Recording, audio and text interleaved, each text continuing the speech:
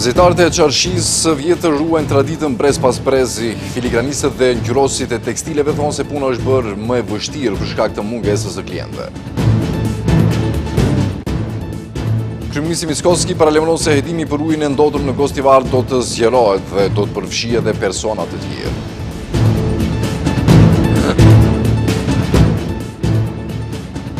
Temperaturat arrin në 40 gradë. Instituti i Shëndetit Publik i bën thirrje qytetarëve për kujdes. Qeveria shpall gjendje krize në gjithë territorin e vendit.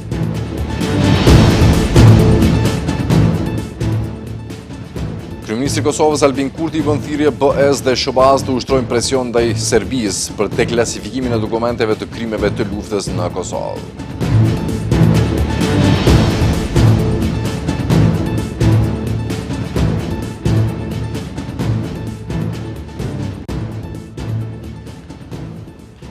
Të nderuar shikues, përshëndetje.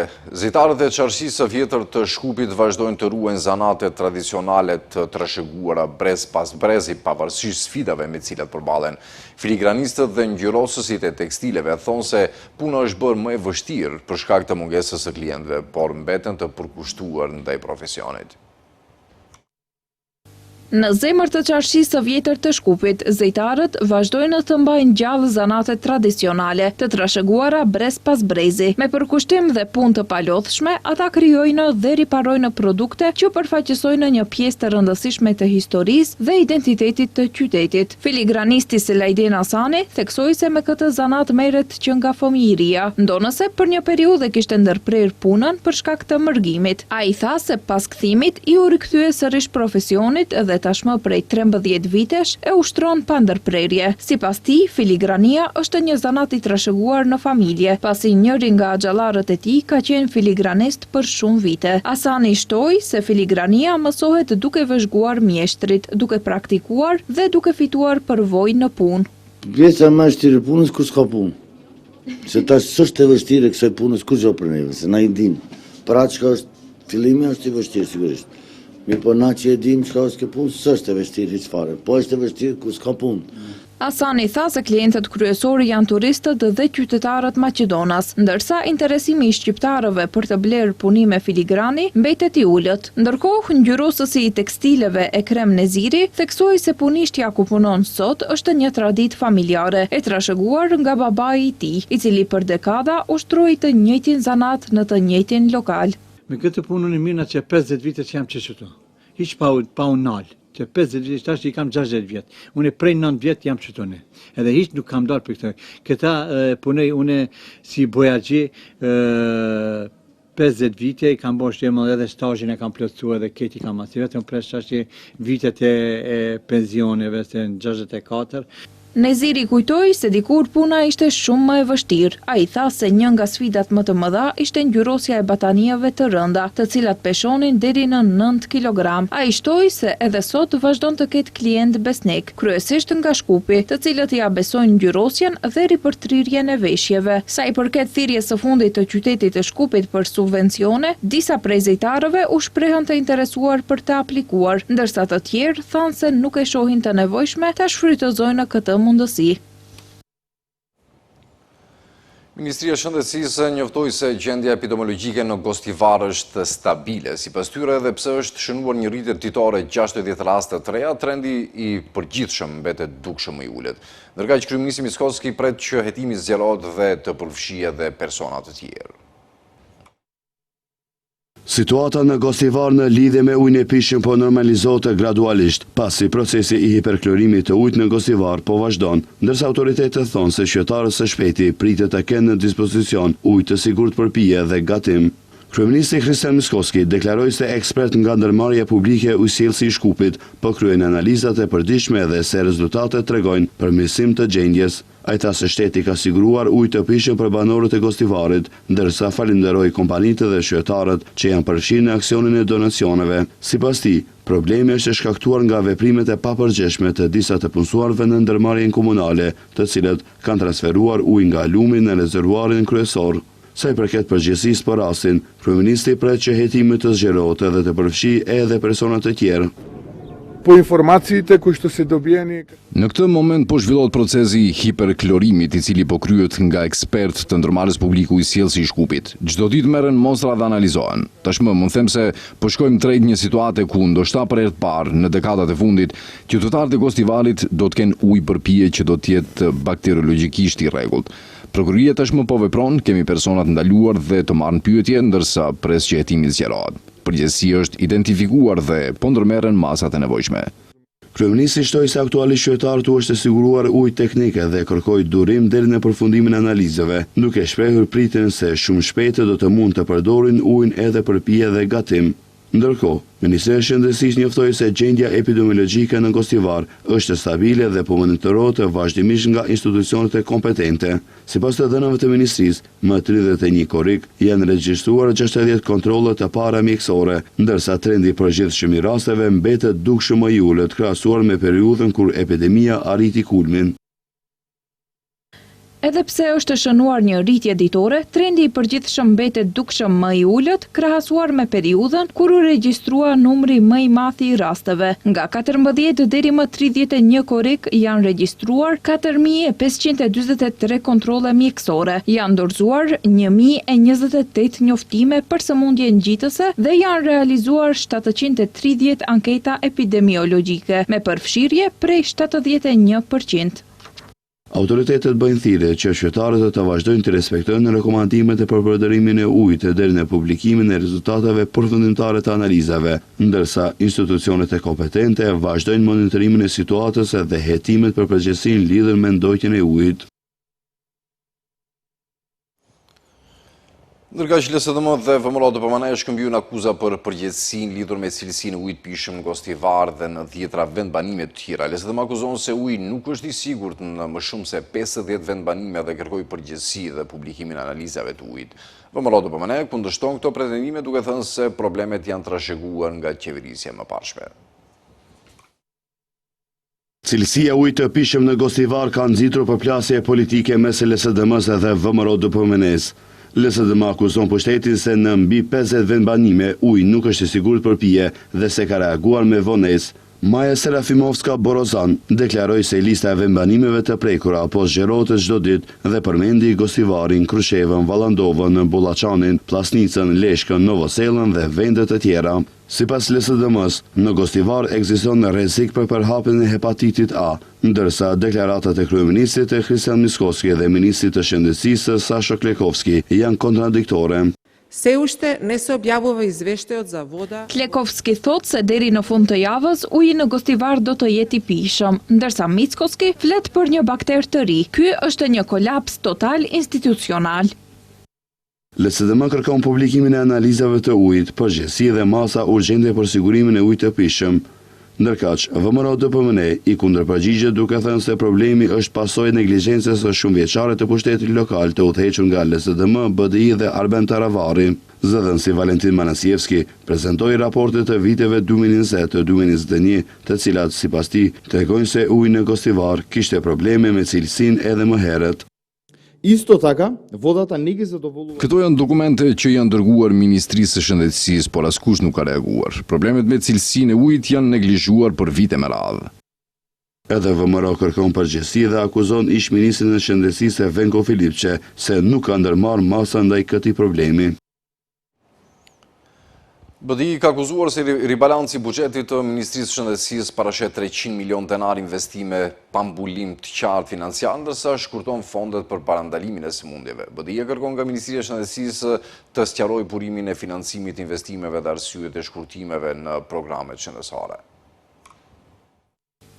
300 milion denar investime vetëm në letër, ndërsa shkurtohen fondet për parandalimin dhe mbrojtjen e shëndetit të qytetarëve. Këto janë pretendimet që ka ngritur BDI, duke akuzuar se ribalanci i buxhetit të Ministrisë së Shëndetësisë parashikon investime që sipas tyre ekzistojnë vetëm në letër, ndërsa redukton mjetet për programe që lidhen me parandalimin e sëmundjeve, shëndetin e nënave dhe fëmijëve, si dhe shëndetin mendor. Nga BDI thonë se në ribalancin e buxhetit janë para parë 300 milion denar për rekonstruksion dhe zgjerim të objekteve shëndetësore. Megjithse, sipas tyre, këto mjete nuk janë siguruar nga buxheti bazë, por nga një llogari vetë financuese që sipas burimeve brenda Ministrisë së Shëndetësisë realizon vetëm 1 deri në 3 milion denar në vit.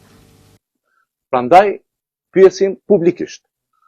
Si mundet të planifikohen 300 milion denar nga një burim që siguron vetëm një pjesë të papërfillshme të kësaj shume?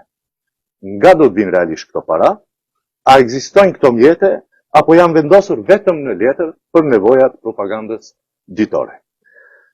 Dhe apo krijohen detyrime ndaj kompanive pa mbulim financiar, duke rrezikuar më pas që shteti përballet me padi për punë të kryera dhe pa paguara.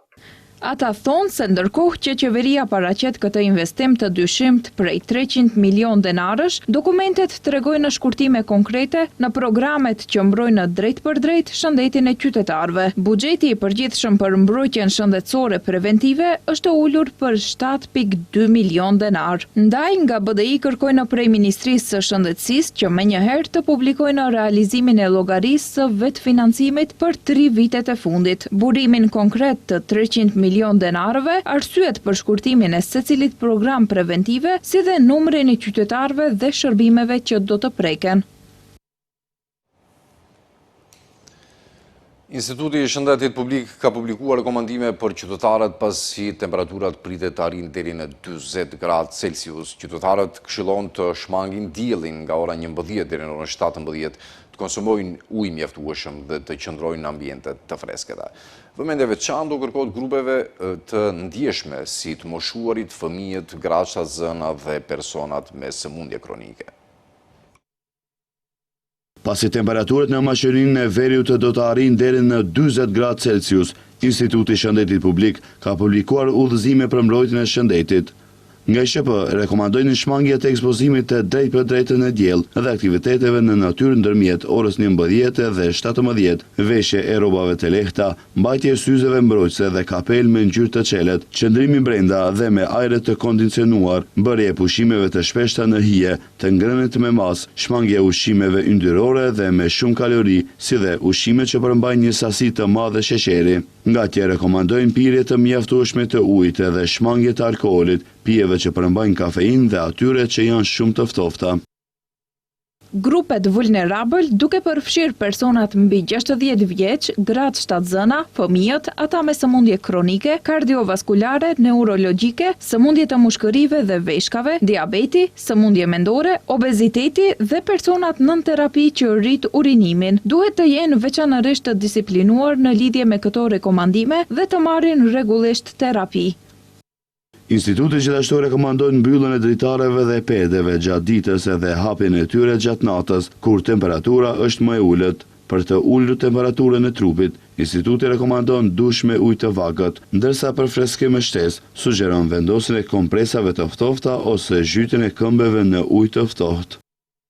Nëse ndjeni marramendje, jeni të shqetësuar ose keni etje dhe dhimbje koke të forta, duhet të kërkoni ndihmë, të shkoni në një vend më të freskët, të matni temperaturën e trupit tuaj, duhet të konsumoni ujë ose një pije minerale jo të gazuar. Nëse keni dhimbje muskulore, më shpesh në këmbë, krahët dhe bark, duhet të pushoni në një vend të freskët dhe të konsumoni lëngje që përmbajnë elektrolite.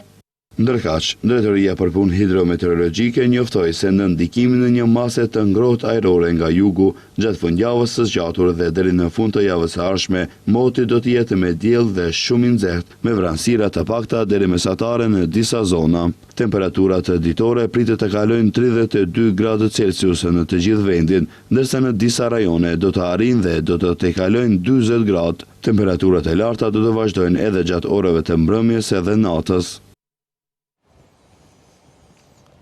Për shkak të rrezikut shtuar nga zjarret pijore dhe ato në hapësira të hapura, qeveria ka shpallur gjendje krize në gjithë vendin për 30 ditë, duke filluar nga 1 gushti i këtij viti. Vendimi synon reagim të shpejtë, koordinuar dhe mobilizim të plotë të institucioneve për mbrojtjen e qytetarëve, pronës dhe burimeve natyrore. Qeveria vendosi të shpallë gjendje krize në të gjithë territorin e Mashirinë së Veriut, për shkak të rrezikut të shtuar nga zjarret në hapësira të hapura dhe zjarret e pyjore. Gjendja e krizës do të zgjasë 30 ditë, duke filluar nga 1 gushti 2026. Vendimi është marrë me qëllim që institucionet të reagojnë në kohë, në mënyrë të koordinuar dhe efikase ndaj situatës në teren, si dhe të mobilizojnë maksimalisht të gjitha kapacitetet institucionale për mbrojtjen e jetës së qytetarëve, pronës së tyre dhe burimeve natyrore. Do të aktivizohet shtabi kryesor pranë qendrës për menaxhimin e krizave, i cili do të jetë në seancë të përhershme. Brenda 24 orëve, ai do të hartojë një plan veprimi për parandalimin dhe përballimin e zjarreve, një pasqyrë të burimeve njerëzore dhe teknike në dispozicion, si dhe një plan për veprim të koordinuar të gjitha institucioneve kompetente. Qeveria i obligoi të gjitha organet e administratës shtetërore që të veprojnë në përputhje me rregulloret për menaxhimin e krizave dhe të vënë në dispozicion të gjitha kapacitetet e tyre për të siguruar reagim të shpejtë dhe efikas në teren. 3 persona nga Shkupi janë privuar nga liria për shkak të tentativës për të marrë kredi bankare për rreth 15.000 eurove me dokumentacion të falsifikuar. Kështu njoftojnë nga Ministria Punë Brendshme, cilët sqarojnë se zyrtar policor nga sektori Punë Brendshme Shkup, njësia për krim ekonomik dhe krim kompjuterik, më 29 korrik kanë arrestuar IT 45, ST 21 dhe PP 29, të gjithë nga Shkupi në ndyshimin për kryerjen e veprave penale, falsifikimi i dokumentit dhe keqpërdorimit dhënave personale.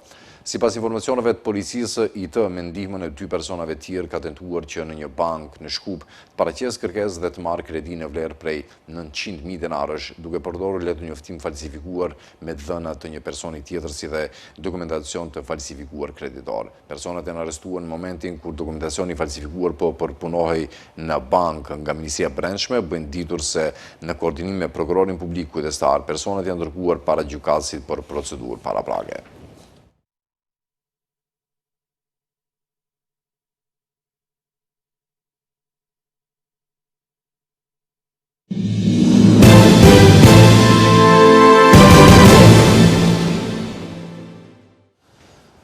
E se mund të imi lajmet, kryeministri në detyrë i Kosovës Albin Kurti u ka bërë thirrje Bashkimit Evropian dhe Shteteve të Bashkuara të Amerikës që të ushtrojnë presion ndaj Serbisë për deklasifikimin e dokumentacionit që lidhet me krimet e luftës Kosovë.